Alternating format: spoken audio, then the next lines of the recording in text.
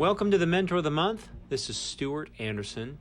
The Mentor of the Month program has been part of the Crown Council membership since the very beginning. It's our belief that we should copy genius, so we go about asking different businesses or Crown Council members. And in this episode, I spend some time with Dr. Brian Harris, the 2007 Young Dentist of the Year. Brian's from Phoenix, Arizona, and is part of the Harris Dental Group. Brian's been part of Crown Council with his father, Joe, for a long time, and we had some interesting conversations about what they're doing great for Smiles for Life. They are always at the top of the list when it comes to Smiles for Life for giving and doing good in their community.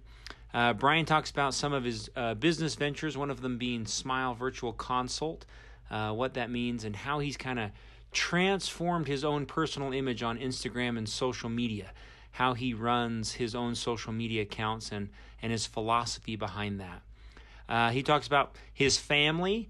We spent some time talking about Harris Dental and how he does work getting along with his brothers and his father and what the practice is like and kind of how they make that run. It's a great program. I wish we could have spent some more time with Brian. He's filled with so much enthusiasm and energy, and everything he touches seems to really work and be better. So hopefully you enjoy this new Mentor of the Month with Dr. Brian Harris. Thanks. Welcome to the Crown Council Mentor of the Month. This is Stuart Anderson. I'm with my longtime friend, Dr. Brian Harris. What's up, Brian? What's up? How's it going? Going good. We're Brian and I have some pretty fun, interesting history that started actually in Augusta National when we used to host Crown Council doctors at the Masters. Man, it was a lifetime ago. But since then, we've been on trips to the Dominican, Guatemala. We've met Garth Brooks together, as well as had a really awesome opportunity every year at the annual event to connect and be together. But Brian has some incredible opportunities in his own personal business and then businesses outside of, well, I guess they're not outside of dentistry. They're just outside of your practice that we want to talk about today. So will you introduce yourself, where you live, what your practice looks like, kind of what you spend your time, what your day looks like? Yeah, of course. So I practice in Phoenix, Arizona.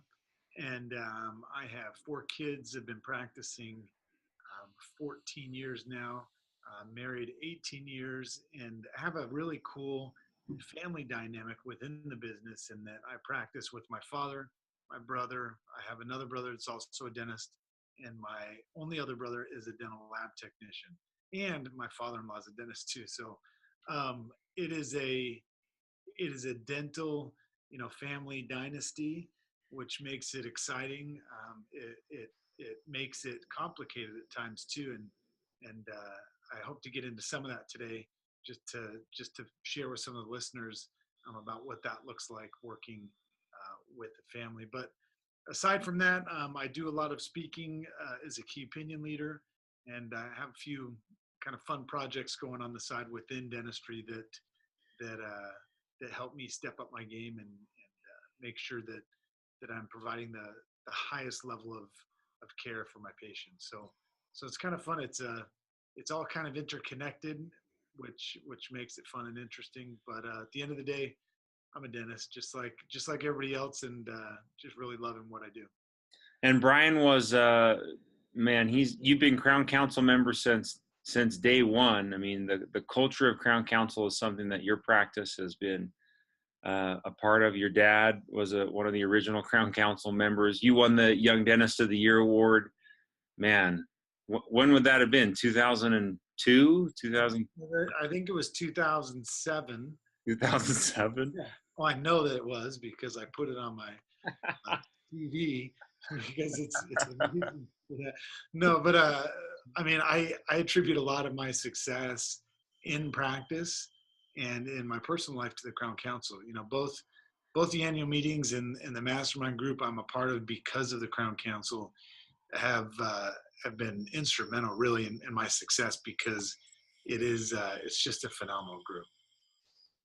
Bri, will you tell us about? I know that your practice over the years has kind of changed. So you had multiple practices where your brothers were practicing in different locations, and I've seen you now kind of consolidate and move everybody under the same roof. Can you talk about the dynamics of your family practice and kind of where you guys have gone and what you've learned from the last couple of years?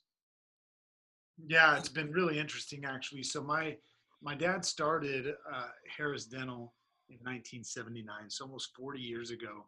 Started this practice, and in 2003, my brother Eric came out of school, joined him. I joined in 2005. My brother Scott joined in 2007, and it has been just an awesome run. What we realized as we got out of school and joined the practice, we saw the numbers increase, we saw the business do better, and we just kind of realized like, hey, we're really good at this. We really know how to run a business, and it was right about the time, maybe 6-7 years ago, where there was a lot of hype with opening multiple offices, because I think that's every dentist's dream, is to be able to, you know, do what they do, but do it on a high level where they can someday, have enough money coming in from other offices or other projects where they don't have to be at the chair, for 45 years of their life. But it was actually a rude awakening for us, because we got, several years into the project, we had 5 offices within the Harris Dental umbrella, and we loved it. We had great teams, we had great things going, but you don't realize how much work it really takes managing multiple offices. And that was the biggest eye opener for us. And so since we have now consolidated, we've brought on amazing partners, transitioned the practices over to them, and have all of us Harrises now under one roof doing dentistry together, kind of maximizing our profitability. And tell me about, so I work with Greg, my father, all day. Tell me about how you manage family all day that you work with. Yeah, so I think it's like one of those things that's not talked about much in dentistry. It's one of the businesses where there's so many father son, father daughter, daughter son. Actually, not daughter son. That doesn't make sense. Let's do that again. Father son. I was trying to be politically correct and I messed it all up. So father son, father daughter, or mothers working with their children within dentistry too. And everybody just assumes that everything's amazing, and you go to work and it's this great family business and everybody gets along, and it actually is amazing, but you have to understand that there are a lot of personalities and a lot of dynamics at play, and that sometimes things don't always go great. Sometimes there's differences of opinions, there's difference in generational thinking, and I think you need to embrace the fact that some diversity and some struggles are real in that dynamic. And I actually think it's one of the things that needs to be talked about more within our profession, just so more families can work together. How do you guys manage who is doing what and keeping all of the Scott happy and your dad happy and you? I mean, because I'm sure you each have a role in the practice. How has that been created? Is there a culture guide behind who's doing what? Yeah, we're actually working on it right now. I think it's always changing, and it's always something you need to work on and reinvent. And it has to do with where we're at in our careers. My dad's in the sweet spot of his career where, he's had an amazing run, but he's still got a lot of gas left in the tank. But for him, it's not about the money. It's about the people. It's about just enjoying what he does and loving. It's about loving coming to work every day. And, for me, I'm in a little bit different spot where it's not that it's about the money, but I am kind of in that prime of my career where I'm trying to choose the things that are most beneficial for me, where I can leverage my time, be the most profitable that I can be when I'm at the practice. And Scott's in a similar place, but maybe a little bit more chill than me, and that he wants a successful practice. He wants to maximize profitability, but he also wants an amazing lifestyle. He wants to be able to come into the practice when he wants to, leave at a good time, and have time with his family. So you mix all those three under one roof, and yeah, it takes a little bit of work to make it work. But as long as you can look at it that way, from a business perspective, you really can make it work. And are you guys, is everyone involved in all the different practices, the multiple locations? I mean, or is that your responsibility, or how does that work? Yeah, all of us are involved in that. Now that we're down to one main office, it's more of an effort of who's overseeing what. Who's driving the vision of the practice, who's overseeing the numbers and operations, who's overseeing team and culture. And so that's what we're dividing up now that we're all under one roof. We can say, okay, maybe I'm going to be a little bit more over the vision and where the practice is going and the dynamics, where Dad can focus on keeping the culture strong, and Scott can really work on operations and financial stability. Very cool. So last time we were together, it was actually in Vegas. We went to the Digital Dental Marketing Conference, and Brian was a main stage speaker. You got the opportunity to share some of the cool stuff you're doing with digital marketing. Could we maybe move into your knowledge there? I think a lot of Crown Council members are interested in what they've seen you do on social media, and maybe why you're doing it. Like, what's going on? Could you explain your social media strategies? Yeah, of course. So I actually was not a fan of social media in dentistry when it first came out, because it just looked like a lot of hype and branding, meaning, it was great. You could post things, you could talk about your team culture, you can post funny memes about flossing and other things that were quote unquote social media. Right. And I would do it and I'm like, this is weird. It's kind of embarrassing, but you have to do that because you have to have an awareness about your practice, and people need to know who you are. Well, what I think really changed was this whole idea of social proof. Not just social media to post about your office and culture, which is important, but social proof that, you are actually really good at something, whether that be sleep apnea, ortho, cosmetics, implants, whatever it may be, because, that's where people are going nowadays to find services. Before it was all about the internet and searching. Now it's right in front of their faces every day. Yeah. And it's this idea of social proof and building trust that is just really taking over. It is my only source of new patients at the moment, and it's been that way for about the last year and a half.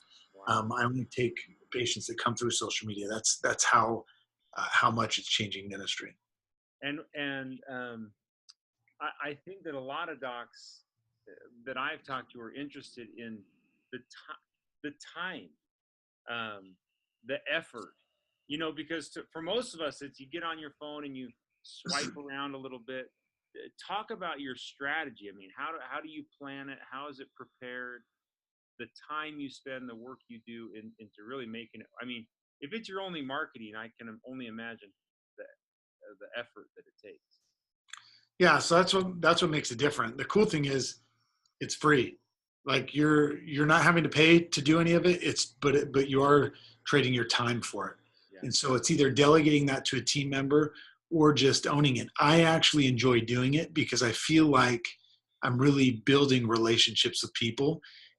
And so when they actually come in to see me and they've already been following me on social media, by the time, we get in and do their virtual consult, and by the time they're actually in the chair, it's like a 90% case acceptance on high dollar cases because there's so much of a relationship already built. So I just set aside time. I set aside an hour at the start of every day, and that's for putting together content. That's for recording consults. That's my time spent for building that side of the business. But I think the key is, and we could talk for hours just about this, but the key is once you have a strategy in place for attracting more of the dentistry that you want to do, it's actually gathering content. So for me now, everything is content. I'm taking tons of pictures in the practice. I'm screenshotting texts from patients. I'm screenshotting every time they post a picture about their smile, and they may tag me in it. It's just gathering content for the story you want to tell. And how did that start? I mean, where did you begin? Because I know that content's not easy to find at the beginning. Yeah, it actually started with my wife. So she's a big marathon runner. She's run like 30 marathons all over the world, and she had started a running Instagram page, and she kept saying, "Man, you need to do this for dentistry." And you know how it is, like when people close to you tell you to do things, like you never think it's a good idea, and then you see someone else do it, and you're like, "Oh, this is a genius idea. I should do this." And so I started posting cases, and what I realized right away was people that I went to high school with, people that I went to church with, neighbors, like they knew I was a dentist, but they didn't really know what I do because they weren't really going on the internet, looking up my name, going to my practice website, going through 8 different pages to get to my bio, looking at before and afters. I mean, there's so many steps involved to get there, where once I started posting cases, just strolling through Instagram one night, they pull up my page, they can see these cases now, they see these before and afters, and all of a sudden now they're like, holy cow, he knows what he's doing, and then the consults started coming in. And once I saw that trend was happening, I'm like, well, man, I'm just going to keep doing this. And then it just turned into, the biggest part of my practice. Could you talk about or define social proof? Like what is it? Maybe for people that don't know what it is. Yeah. So to me, social media those are like the typical posts about your team or birthdays or culture or patient of the week. Social media for me is like branding your culture. Social proof is defining you as an expert in what you do. Okay. So back in the day, it was you had to go through all the continuums, Dawson, Pankey, Pack Live. You go through all this training, build up your resume, do all these things to be able to say, yeah, this is the kind of dentistry I know how to do. Well, nowadays, as long as you can prove that you're really good at what you do, social proof is everything. So it's establishing you as your own personal brand. People buy from people. We know that. Steve Anderson talks about that all the time. And it's establishing your own personal brand and becoming somebody that people want to buy from, and then showing them social proof of what you do or your expertise. It's so awesome, especially because there was a time, when I followed your Instagram page as a friend, and it was fun and it was funny, and, pictures of this and that. And then all of a sudden, your Instagram page became, it was, why wouldn't I include who I am as a dentist? I mean, this is me, because I see dental Instagram pages and then personal Instagram pages, but you've embraced the opportunity to be one. Here I am at home, here I am at the office. This is who I am. Like it's kind of like take it or leave it. This is the social proof of what I do, and it's such a neat. I mean, it's almost like, well, obviously this is what social media is built for, to prove who I am and what we do, and not to be fake about what's really going on in my business. So. Well, yeah, and I think you just nailed it right there, because sometimes I think the success is because of, oh, wow, this is a great before and after. I post it, and so people reach out. But the reality is it's all about relationships. It's all about trust. At the very core, it's about everything that you guys preach at the Crown Council, and it's about building relationships with people and breaking down barriers. When they feel like they see a picture of your work, but when they feel like they can trust you because you also just posted a real life picture of you and your family, or a funny video of you and your kids, and they feel like there's a relationship there, then they reach out. And, that's the key. So it's not a game. You're not just coming up with content where like, oh, this will look like I build trust, and posting it, and then like, oh, now I'm going to post a good before and after. I mean, that's not what it's about. It's just being like, it's who you're being in that process that is where the success comes from. It's who you are at the core of just being yourself, and I think the hardest thing for dentists is, we can be so judgmental of each other sometimes. And so dentists don't want to like post it before and after of like, oh, well, what's Joe Blow up the street going to think because, 7's a little bit longer than 10 in this photo. And we worry so much about ourselves. And when you can let go of that and realize it's not about you, it's about the patient, then I think that's where the success comes in. So you've also created, one thing I know about you is you're very innovative. Like when it comes to starting stuff and doing things that are kind of, I wouldn't say like outside the box, but when it comes to like taking dentistry and being a little more progressive. And one of those things I've seen you do is this new business you started, Smile Virtual Consult. And in no way is this like a plug for Smile Virtual Consult, but we have to talk about it. Like, will you first explain what it is and the solution behind it, like what you saw and why you created this little business? Yeah, so part of it happened when I started doing the social media stuff. Everybody would message me and ask what things cost. And I realized, like, I had this awakening moment. I'm like, you know what? At the end of the day, think about when people come in for consults. They're really there trying to figure out three things. They want to meet you to see if they trust you. Yeah. They want to figure out what you recommend for them. And they want to figure out really what it's going to cost. And I would argue if anybody feels differently than that to really think it through, because at the end of the day, that's all we all really want to know is like, you tell me what it costs. But we as dentists for some reason, we don't like to quote fees because it's uncomfortable. And so I started, thinking about that process, and I think, you know what, next time people ask me a question, I'm just going to tell them to send me a smile photo. And then from there, I'll record a video and I'll record a customized consult for them that tells them what I recommend, and it tells them what it's going to cost. Because then they can see me, the trust is built, they know what it costs. But the cool part about it is the platform, the way we created it, I record when I have time.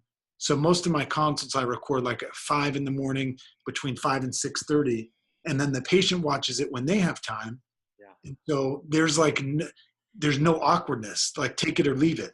If they don't have the money or they don't like the diagnosis, great. They don't have to come in and it's not weird. And same thing for me. If I'm talking about money or presenting their treatment options and I mess up, great. I just stop recording and I record again. Yeah. So at the core of it, it's really just being real direct with people and telling them what they want to know.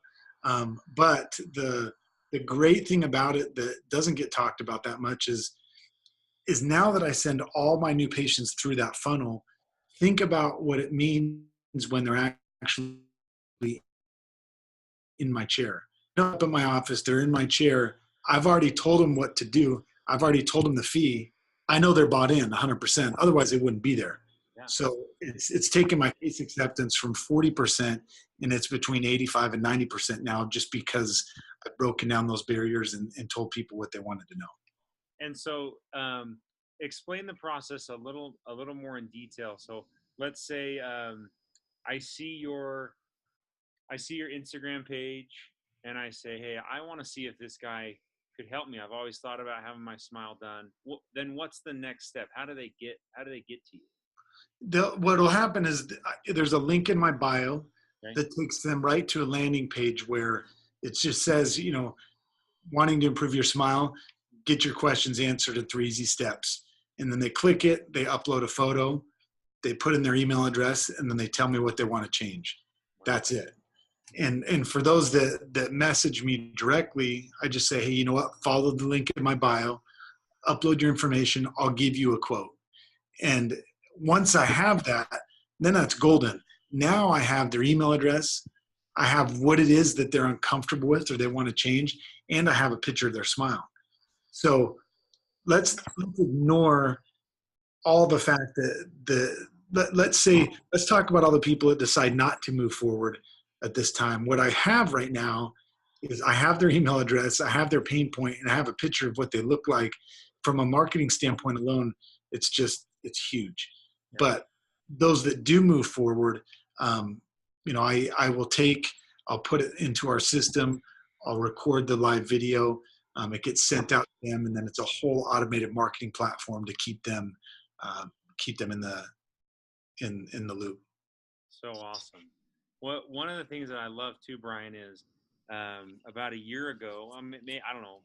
It feels like a year ago. It could have been longer, but you had a contest where you were trying to decide kind of what to call this idea, and you asked people to help you decide what this was, this test drive of Yep. the smile. And about that same time, you also started changing your tagline of who you are, which I love. Can you explain kind of your tagline for yourself personally? Yeah, my kids think it's really nerdy, but when people ask me what I do, instead of just saying a dentist now, I just say, I'm a confidence builder. And they're like, Dad, you're such a dork. Like, just tell me you're a dentist. But it opens up a whole another level of conversation. You're like, hey, well, many people know me as a dentist, but what I really do is build confidence. And at the end of the day, that's what it is. I mean, that's what we all do as dentists, whether it's pulling teeth, placing implants, improving people's hygiene. It's building one's self-confidence of their smile, their mouth, and that's a really big deal. So, but going back to your question about the contest, yeah, at the end of the day, I could have just named it, and it was this whole idea of doing a composite mock-up at the first visit with mobile composite, kind of something unique that we do at our office. But I thought, this is a great way to build a following and to get people involved. So I offered $1,000 off the Smile Makeover for whoever could name it. And that alone, but part of entering the contest was following me on social media and then tagging 2 friends and, putting their idea in the post. And so it's little things like that when you get into the next phase of like growing your following or building up your expertise and reputation that you can then leverage contests and giveaways. And that's where the power of social media really comes in. In Smile Virtual Consult, it's not just you, though. I mean, when doctors in the Crown Council hear this idea, you've actually spread the idea beyond your practice, right? I mean, you've built a model that other doctors can use. Can you talk about that? Yeah. So there's currently about 45 doctors using this platform in 5 different countries, and it's been really cool to see that in London, a doctor can be there and close a case. I got an email the other day from a doctor that said, hey, I closed my first $10,000 case, and he's been using it 2 weeks. And then the same day, I was with Guy Gross from the Crown Council, and he was telling me he had 12 virtual consults to do that day and how he was overwhelmed. So the fact that it can work as well in Phoenix, Arizona, as it does in London, in Salina, Kansas, tells me that, it's not just this little niche that I found. It's, this is all over. This is what everybody wants to know. All of our patients really are the same wherever we go. So yeah, there's 45 doctors using it now. We kind of eased into the growth to make sure that we could keep the quality up and train these doctors. And now we plan on continuing to grow and making it a big part of dentistry, really. It's awesome, man. So cool. It's actually really fun to watch because my kids kind of think I'm a nerd because the only people I follow on social media are dentists. Yeah. I have a feed of smile designs in my office. That's awesome. So once again, Harris Dental has positioned themselves at the top of Smiles for Life. We closed out 2019 having raised $1,800,000. So we were up again this year for donations, and Harris Dental is, top of the list and have been many times over the years. Could you share how year after year you're making the Smiles for Life charity campaign a success in your practice? Yeah, I'll go back to the conversation you and I had last week where you said, "Hey, how did you guys do it?" And I told you, I'm like, what? I don't even know. I don't ever remember talking about it once in like a team meeting and I kind of laughed because, that's not the way it should be. But what happens is when you have ingrained in your culture this idea of giving, it just becomes part of who you are. And so the team doesn't complain. We don't worry about like, how are we going to fit this in the schedule? It just happens. And the team, is on board and they're willing to whiten smiles, are willing to make room in the schedule because, it's just a part of our culture. And I just recently finished reading a book called The Go-Giver. And it was an eye-opener for me because it talks a lot about these similar concepts of just and it's actually kind of at the core of even the virtual consult concept, when you give people of your time and your expertise, and when you give time to charity and you really provide, I'm not talking about giving away services, but when you just give of yourself and your expertise, it's amazing how that comes back tenfold. And so, our secret, I think, is just making it just part of who we are. And it just feels amazing to be able to give back and to have those type of results. And for you, moving forward, I would be interested to hear what do you see the future here, whether it's Harris Dental or just dentistry in general. What do you see for dentistry moving forward? I see.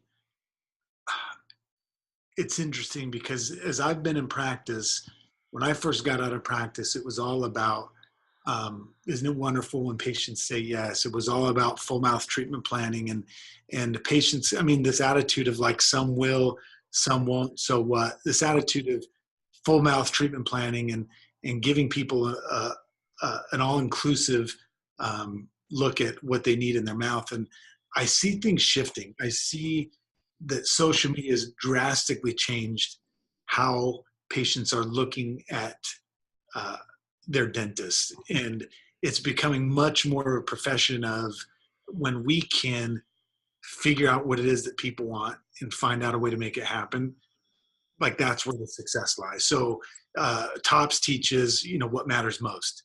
And, these aren't new principles, but when doctors can realize that it's about the patient, and instead of telling people what they need to do, just like stopping and asking people what they want, I think that's where dentistry is heading. It's less of a authority figure telling others what they have to do and more of like us being there to just serve people with what it is that they want. That's where I see the shift happening. And that's where I see when doctors can figure that out, they'll really start to see the success in their practice. Well, it's cool because your title, Confidence Builder, and then the tagline of Harris Dental, where people mean everything. That drives 100% of the culture that you just talked about. It's not, you guys aren't faking it. It's not like you're trying to, do something that you don't preach. Every day your employees arrive and they say, yeah, people mean everything. And Brian is not about fixing teeth. He's about building confidence. I think it's, even though those are just little things, they change the culture of your practice probably in more ways than well, I'm sure you realize it. But No, for sure. And I think we are part of such an amazing profession, but we have to stop and realize sometimes that without our patients, we have nothing. And I think it's easy to take them for granted at times. But once you can figure out, and everybody's practice is a little bit different. Once you can figure out like how to just really care for people at the highest level, the rest just kind of takes care of itself. Nice, man. Well, this has been good. It's been awesome. I really appreciate you coming on. I know that when I asked Brian, I thought I've kind of hesitated because I know how busy he is. But I know that if I asked, you would say yes, because you live that principle of the more I give, he knows the more will come back to him. So I appreciate you being on, Brian. No problem. Well, I can't take credit for that. I mean, I learned it from you guys. So I mean, it's the whole core of who the Crown Council is, and you know, I feel so grateful for the opportunity to be involved with such an awesome group, but just not just you guys as a leadership team, but it's one of the highlights of my year to be able to go out to these annual events and listen to the speakers that are just phenomenal, but to be able to see all my colleagues and see the success they're having, it's just really cool. And you know, I'll forever be grateful for everything you guys have done for us too. Thanks, man. Very kind of you. You're welcome. Well, I don't know when I'll see you next, but travel safe. All right, sounds good, man. All right, dude. Thanks. All right.